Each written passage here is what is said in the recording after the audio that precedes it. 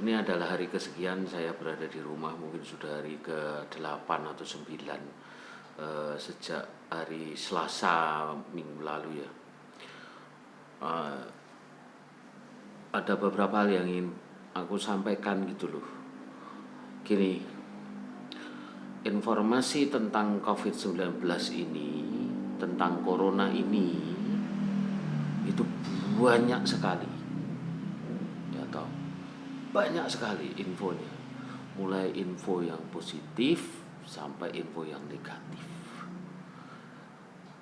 Jadi saya aku di vlog ini cuma pengen bilang tolong teman-teman itu hati-hati dalam memilah dan memilih informasi. Tahukah teman-teman kalau misalnya teman-teman itu memilih informasi yang tidak pas atau cenderung melihat informasi negatif, maka informasi negatif itu akan tertanam di otak kita dan itu justru akan membuat situasi bukannya membaik gitu loh.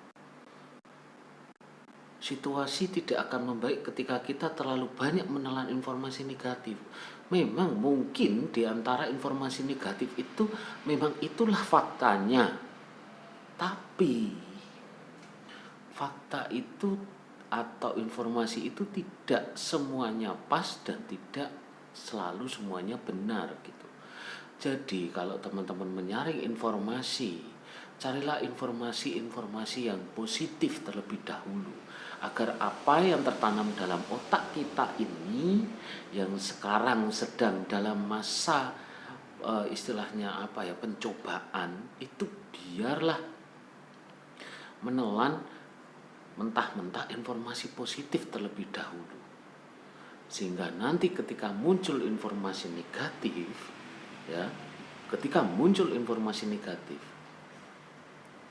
kita sudah siap gitu loh, karena kita sudah dimasuki dulu oleh informasi-informasi positif. Kalau semua informasi negatif kita telan mentah-mentah, otak kita, alam bawah sadar kita akan mememori itu gitu. Saya punya salah satu teman di Facebook yang tadi sempat mengupdate status beberapa waktu yang lalu, belum lama. Dia sampai bilang, kalian itu mengupdate jumlah pasien atau jumlah orang yang positif corona itu dan kemudian disebar ke medsos itu tujuannya apa gitu. Dia sampai bertanya kayak gitu loh. Jadi itu kan dia melanjutkan lagi dengan ngomong itu akan membuat aku stres. Dia sudah muncul egonya karena dia sudah mengatakan aku di situ. Itu akan membuat aku stres dan tolong deh gak usah nge-share jumlah pasien dan sebagainya gitu. Kecuali kalau lewat Japri dan memang ada kepentingannya gitu ya. Atau di grup-grup WA terbatas dan memang ada kepentingannya, monggo silakan. Tapi kalau di medsos tolong menjaga perasaan teman-teman kita atau follower kita gitu. Nggak usah memposting jumlah pasien lah apalah. Iya, jumlah pasien itu penting, jumlah yang positif, yang negatif, yang PDP, yang ODP itu penting sebagai wawasan kita supaya kita tidak buta terhadap yang di sekitar kita. Iya, tapi cukuplah informasi itu masuk ke kita, tidak usah kemudian harus dibagikan kepada banyak orang gitu. Kalau itu dibagikan hasilnya seperti teman saya ini, dia mulai stres dengan informasi yang terus masuk di timelinenya gitu. Saya juga mencoba untuk bersabar dalam tanda petik melihat informasi yang berseliweran di Facebook, Twitter maupun Instagram saya gitu. Informasi yang tidak pas saya telan sendiri dah. Informasi yang menurut saya tidak bagus untuk dibagi ya tak telan sendiri. Aku nggak akan bagi ke yang lain, biarlah itu berhenti di aku, berhenti di kamu, tidak usah dibagikan lagi pada orang yang lebih banyak, ketika itu informasi itu justru tidak akan menyelesaikan masalah atau tidak akan mendukung penyelesaian masalah, tapi justru akan mendukung chaos gitu. Terus teman-teman misalnya contoh soal ini yang barusan terjadi tadi ya, tapi kasusnya beda, kali ini bukan tentang COVID-19 gitu ya. Saya punya teman yang dia membagikan sesuatu informasi, dalam hal ini informasi yang wujudnya video. Dia sekedar forward gitu, bukan dia menguploadnya sendiri, tapi dia sekedar forward di sebuah grup WA. Ini tentang letusan Merapi ya, jadi tentang letusan Merapi ya. Jadi ada sebuah video yang merekam letusan Merapi katanya gitu, dia forwardkan. Tapi saya melihat letusannya itu berbeda dengan data dan fakta yang sudah saya lihat di akun resmi BPPTKG Teknologi Kegunung Apian di Twitter gitu. Saya melihatnya kok beda. Terus ada beberapa akun lagi yang mengupload video yang berbeda dengan itu. Akhirnya muncullah sebuah klarifikasi dari BPPTKG bahwa video yang diupload teman saya tadi, yang di forwardkan teman saya tadi itu adalah Gunung Sinabung, letusan Gunung Sinabung, bukan letusan Gunung Merapi. Memang hari ini 27 Maret Gunung Merapi meletus, tapi tidak seperti itu dan tidak sebesar itu. Gitu loh. Nah, maksud saya adalah begini. Kalau misalnya teman-teman itu mendapatkan informasi dari grup WA, tolong itu disaring. Jangan langsung dipercaya. Kenapa? Karena ketika kita berada di sebuah grup WA, kita itu dekat, merasa dekat dan kenal dengan orang-orang yang ada di situ, dan kenal dengan si orang yang atau akun yang membagikan itu, membagikan informasi itu, sehingga kita alam bawah sadar kita langsung ingin percaya terhadap hal tersebut. Tetapi yang perlu diingat adalah tidak semuanya benar. Mungkin bukan maksud dia untuk membuat hoax, enggak, tapi mungkin dia berbagi juga karena kurang tahu, ya kan? Maka biarlah itu berhenti di kita. Kemudian setelah itu kita cross check ke akun-akun resminya, akun-akun resmi yang berhubungan dengan masalah yang dia forwardkan itu, yang dia bagi itu. Contoh soal kalau misalnya ini tentang COVID-19 atau Corona ya, misalnya kalau di Jogja ya dengan Humas Pemda Jogja atau Dinas Kesehatan atau covid19.go.id, dibaca di sana. Kita baca dulu ada nggak informasi itu dan apakah informasi itu benar gitu. Selalu cek dan recheck fakta, karena kalau tidak itu akan memperkeruh masalah gitu. Kita sudah banyak masalah di sini, belum lagi masalah pekerjaan, masalah keuangan, masalah ekonomi rumah tangga, tambah lagi dengan masalah misinformasi, miskomunikasi, justru itu yang akan memperkeruh masalah.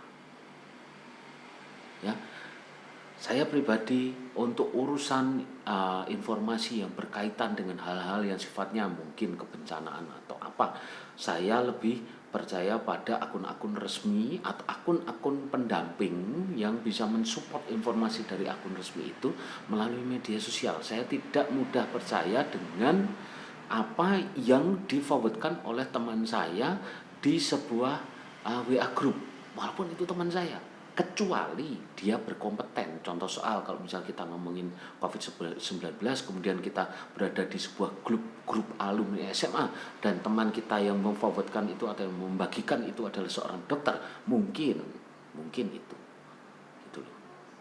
Mungkin kebenarannya ada, dan pastilah yang dia bagikan informasi yang memang kemungkinan kecil sekali itu hoax, kalau memang sesuai dengan disiplin ilmunya.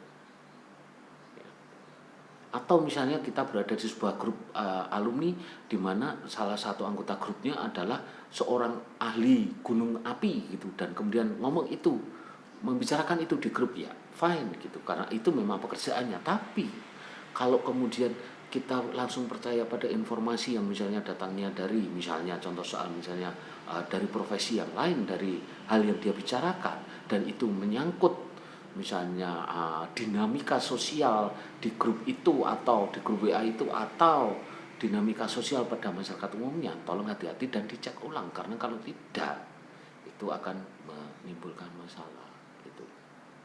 Oke, tetap stay di rumah, jangan nongkrong, stay at home, bekerja di rumah, beribadah di rumah, belajar di rumah. Bapak Presiden kita sudah mengatakan 3 hal tersebut, sudah lakukan saja. jaga jarak. Kalau misalnya terpaksa pun keluar, itu jaga jarak gitu ya. Saya terpaksa mengantar istri saya bekerja, walaupun dalam tanda petik was-was, walaupun tempat dia bekerja, universitasnya, perguruan tingginya sudah meliburkan mahasiswa. Begitu saya masuk di tempat parkir, saya sudah ditodong itu alat temperatur gitu, terus saya disuruh cuci tangan, dan itu fine. Untuk sekarang fine.